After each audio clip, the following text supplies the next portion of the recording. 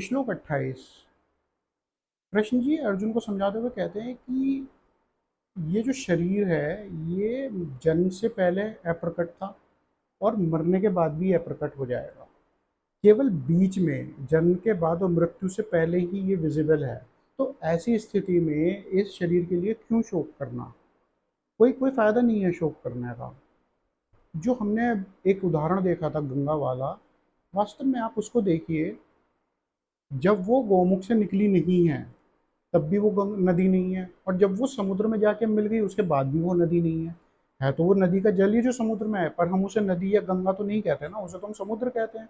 वो तो अदृश्य हो गई, उससे पहले भी, निकलने से पहले भी अदृश्य थी और मिलने के बाद भी अदृश्य है। लेकिन इस बीच में वो विजिबल है और हम उसको नदी समझते हैं।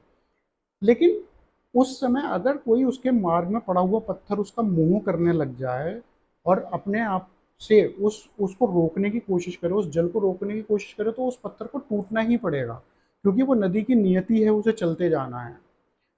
राइट? तो जब ये हमारा शरीर पहले था ही नहीं और बाद में होगा ही नहीं, तो इसके लिए मुंह करने का कोई फायदा नहीं है। केवल एक आत्मा ही है जो जो अमर है, जो चल रही है।